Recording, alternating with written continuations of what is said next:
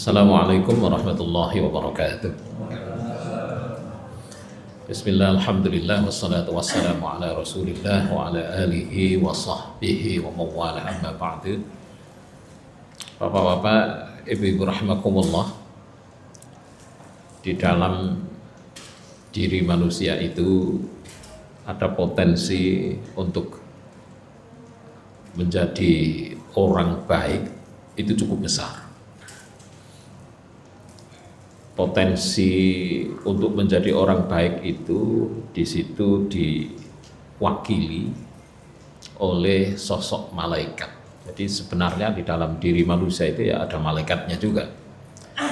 Cuman di sisi lain ada potensi untuk menjadi buruk juga cukup besar juga, sama besarnya bahkan. Nah, potensi buruk manusia itu suka-suka disimbolkan dengan iblis atau setan. Jadi manusia itu kadang-kadang bisa jadi malaikat, tapi kadang-kadang juga jadi setan. Antara potensi baik dan potensi buruk itu seringkali memang saling mengalahkan. Kalau kita berada di bulan Ramadan ini potensi baiknya lebih kuat, biasanya begitu. Jadi keinginan untuk datang ke masjid, untuk bertegur sapa, untuk bersedekah itu muncul cukup kuat. Tapi nanti kadang-kadang sebelum Ramadan selesai itu sudah akhir-akhir Ramadan itu sudah mulai setannya mulai menguat kembali, Pak. Ada dalam diri kita. Yang potensi manusia berikutnya itu adalah ada potensi untuk mengumbar nafsunya. Manusia itu lebih disimbolkan seperti binatang ternak. Al-Quran menyebutkan ulaika kal an'am. Manusia itu kadang dianggap seperti al-an'am atau itu apa? Binatang ternak. Nah, binatang ternak itu yang dipikirkan hanya bagaimana makan, minum, dan berpasangan. Cuman itu saja yang dipikirkan. Nah, potensi yang seperti ini juga kadang-kadang sangat besar ada pada kita.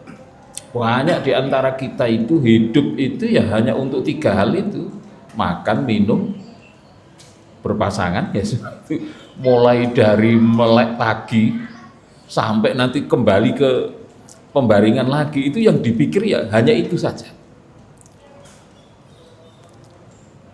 Maka Al-Quran nyindirnya itu bahkan sampai dengan ungkapan yang agak keras, ulaika kal an'am bal hum adall, bahkan lebih parah dari hewan itu, hewan. Nah, yang berikutnya itu ada potensi yang lebih mengerikan lagi. Kita itu punya potensi seperti digambarkan seperti binatang buas. Hadirnya di muka bumi itu selalu pengen mengalahkan orang, pengen menguasai orang, pengen memakan orang kalau perlu. Yang potensi unik ini luar biasa. Ini kadang-kadang itu tempatnya tidak lihat tempat juga, Pak. Di dalam masjid itu loh, kadang-kadang potensi ini cukup besar. Di dalam masjid orang selalu pengen maju, pengen jadi pimpinan. Kalau begitu nggak dapat pimpinan itu ya berubah. Dulu rajin ke masjid ketika jadi ketua takmir. Begitu ketua takmirnya diganti, jadi malas gitu. Jadi ada potensi untuk menguasai, untuk menjajah, itu potensi yang digambarkan seperti binatang buas. Jadi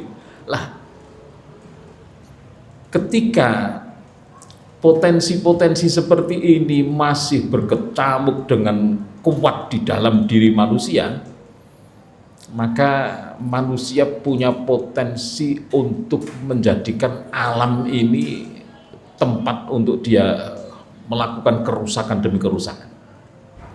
Ini yang dulu sempat dikhawatirkan oleh malaikat itu, karena malaikat juga melihat itu.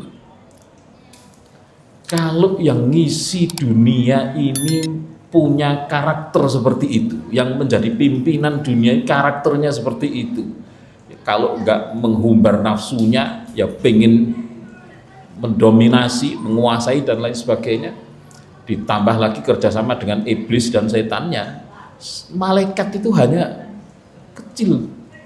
Yang bisa menyeimbangkan diri kita itu malaikatnya itu, tapi sangat kecil, kalah oleh 3 hal itu, sehingga potensi untuk menjadi buruk itu cukup besar. Dan memang benar, Al-Quran menyatakan dhaharul fasadu fil barri wal bahr, dari kerusakan yang muncul di muka bumi ini, di darat maupun di laut, itu bima kasabat aidin nas, karena memang itu perilaku manusia. Ini yang sempat malaikat khawatir, ya Allah, apa benar sosok seperti ini yang engkau akan jadikan khalifah? Loh, kenapa? Ya malaikat berpikir, Pak, kalau pimpinannya modelnya kayak gini, yang lain nggak kebagian. Loh, manusia itu hampir tidak ada yang nggak doyan ya. Semuanya doyan manusia itu, semuanya. Yang pahit doyan, yang asem doyan, yang keras itu loh doyan, aspal itu juga bisa. Sekarang ini rame-rame orang berbicara, oh ternyata apa itu, BBM itu juga diminum juga sekarang. Jadi kalau sosoknya seperti itu, yang lain nggak kebagian, dunia akan rusak lah. Oleh karenanya kemudian ini diprotes oleh malaikat. Cuman yang unik, ini yang unik, Pak, protesnya malaikat itu masuk akal, tapi Allah nggak terima itu protesnya itu, padahal masuk akal sekali. Iya ya, kalau sosoknya kayak gini rusak dunia ini. Sementara malaikat itu menawarkan diri, saya ini punya CV-nya dia itu sosok yang nggak pernah maksiat, layak sunallaha ma amarahum wa yaf'aluna ma yu'maru, dan apapun yang diperintahkan oleh Allah selalu dikerjakan. Artinya kalau sosok seperti ini dikasih amanah menjadi pimpinan di muka bumi, menurut akal kita pun akan mengatakan demikian, maka bumi akan menjadi indah, damai dan seterusnya, seperti itu kelihatannya. Tapi ternyata Allah enggak. Justru yang model gitu itu ditolak. Allah menyatakan, kamu tahu apa? Jadi inni a'lamu malah ta'lamun, itu bahasa gampang, kamu lo tahu apa gitu. Akhirnya tetap manusia yang kemudian dititahkan oleh Allah untuk menjadi khalifah itu dengan dikasih modal dasar. Ini modal dasar manusia itu agak unik. Ba'dukum li ba'din adu. Kita itu punya dasar saling bermusuhan.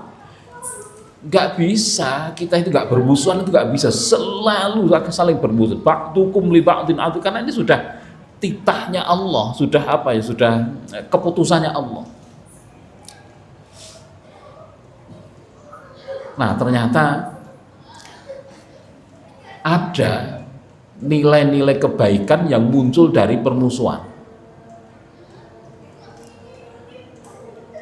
Kadang-kadang begini, ini yang ada di tengah-tengah kita, antara mertua sama mantu, kalau selalu rukun itu biasanya sulit untuk berkembang. Tapi begitu mantu sama mertua itu gak rukun, itu akhirnya cepet punya rumah itu mantunya. Kalau gak rukun, kalau masih rukun itu sama mantu itu tetap tinggal di mertua, terus itu gak punya. Ada contoh yang agak unik, Pak. Jadi ba'dukum li ba'din itu mentitah, sudah diputuskan oleh Allah kayak gitu. Ada seorang kiai punya anak 5, laki-laki semuanya, anaknya alim semuanya. Kiainya itu punya pesantren. Begitu kiainya meninggal, mereka lima-limanya itu berantem gara-gara rebutan warisan. Ini pesantren saya yang harus mewarisinya untuk meneruskan perjuangan ayah.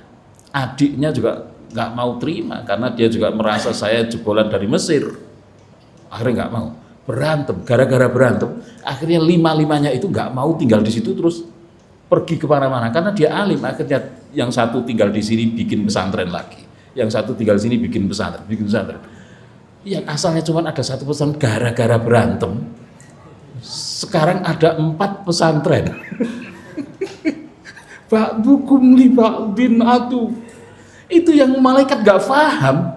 Oh ternyata ada nilai-nilai baik yang kita gak paham. Islam ini Islam yang ada di tengah-tengah kita sekarang ini juga barokahnya karena adanya perselisihan antara sahabat dulu. Sahabat Nabi saling berantem antara Muawiyah dengan Ali bin Abi Thalib, dan itu berantem.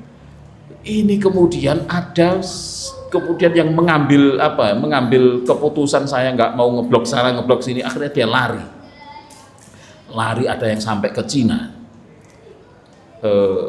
Ada sahabat namanya itu, siapa itu yang makamnya sekarang ada di Cina, itu sahabat, sampai kemudian sampai ke Gujarat, sampai ke Pasai, sampai ke jauh. Itu gara-gara ada sahabat yang berantem, yang satu membawa faham tertentu, yang satu faham tertentu, ada yang tidak mau mengikuti sama sahabat. Di sini juga baik, dia nggak mau ikut, dia lari. Maka kita kemudian mendapatkan manfaat dari percekcokan itu. Jadi yang namanya berantem, maka kalau sekarang di tengah-tengah kita pengurus masjid kok saling berantem, wajar. Ya biasa, itu manusiawi gitu. Yang penting bagaimana kita kelola saja. Jadi yang namanya ba'dukum li ba'din adu nggak bisa dihilangkan. Lah yang kedua, yang menjadi modal dasar manusia itu yang dikatakan Allah. Manusia itu dikasih modal zalim. Wa kanal insanu zaluman, itu keputusannya Allah. Jadi kalau ada orang kok soleh banget itu malah enggak dikehendaki oleh Allah, ya harus ada nakalnya sedikit-sedikit lah. Nah ini yang kemudian oleh Allah, kenapa malaikat enggak dikasih wewenang untuk ngelola alam ini. Kita bayangkan Pak, kalau yang ngelola alam ini malaikat, nggak akan ada bangunan seperti ini, karena kebutuhannya hanya untuk sujud saja kan. Lah sholat di gua-gua juga bisa. Karena ada rasa pengen mengalahkan yang lain, pengen apa, kita sudah punya bangunan masjid yang bagus, nanti ada masjid di tetangga kita lebih bagus, rasa panas Pak kadang-kadang. Akhirnya sodakoh besar-besaran gara-gara panas. Gitu. Nggak apa-apa. Dan sodakoh itu nggak perlu ikhlas itu nggak perlu kok. Yang penting banyak gitu. Ikhlas tapi nunggu sedikit gitu. Karena kalau sedikit itu ikhlas, loh. Itu sebenarnya bukan ikhlas gitu. Karena nggak ganggu kepentingannya dia aja gitu. Jadi sodakoh yang berikhlas sambil panas nggak apa-apa. Itu akan terjadi. Jadi maka kemudian yang namanya hasud itu nggak boleh. Akan tapi ada hasud yang dibenarkan, masih dibolehkan, itu ada. Salah satunya hasud terhadap kesalehan orang dan lain sebagainya. Bapak Ibu, kenapa kemudian Allah mewajibkan kita untuk berpuasa Ramadan? Puasa Ramadan ini sebenarnya gini Pak, kita diajak untuk memperkuat sisi kemalaikatan kita. Malaikat itu nggak boleh dominan, juga nggak boleh. Dalam diri manusia itu malaikatnya dominan itu nggak boleh, tetap harus seimbang. Tapi kalah juga jangan. Maka kemudian ada puasa Ramadan. Coba kita bayangkan, puasa itu di Ramadan itu manusia seakan-akan sudah disetting untuk menjadi setengah malaikat. Dia nggak makan, dia nggak minum, tidurnya pun dikurangi, berpasangan juga dibatasi, Jadi itu setengah malaikat. Maka kalau Ramadan kemudian orang itu menjadi baik itu karena malaikatnya naik. Cuman kalau ini keterusan, kok puasa kok sampai 1 tahun ya jadi malaikat bener kita itu. Untung Allah itu hanya mewajibkan kita puasa hanya 1 bulan saja. Dan yang menarik, begitu selesai puasa Ramadan, ada istilah Idul Fitri. Ini jangan diartikan Idul Fitri itu kembali kepada kesucian, itu tidak. Fitr itu atau futur itu artinya makan. Dari kembali makan artinya kembali menjadi manusia lumrah. Nah, supaya apa? Memang membangun bumi ini dibutuhkan sentuhan-sentuhan manusia yang lumrah. Karena kalau manusianya menjadi malaikat, repot. Polisi saja, Pak. Polisi kok terlalu soleh, itu repot. Kiai jadi polisi itu repot. Ada orang laporan kehilangan TV. Ada apa? Saya kehilangan TV, ya yang sabar. Gimana? Polisi ya harus diurus. Itu kalau malaikat jadi apa? Malaikat jadi pimpinan, ya jadi begitu. Maka kita benar-benar oleh Allah disetting, kita hanya disuruh untuk menyeimbangkan saja. Sehingga nafsu kita tetap ada. Bahkan galaknya itu, marahnya itu juga ada. Hidup itu tanpa marah itu juga nggak enak, Pak. Ya harus ada marah-marahnya gitu. Yang penting semuanya dikerjakan dengan seimbang, tidak berlebihan. Semoga puasa kita benar-benar akan menjadikan kita menjadi orang yang mampu menyeimbangkan potensi-potensi yang ada di dalam diri kita. Terima kasih, kurang lebihnya mohon maaf. Wallahul muwaffiq ila aqwamit thoriq. Wassalamualaikum warahmatullahi wabarakatuh.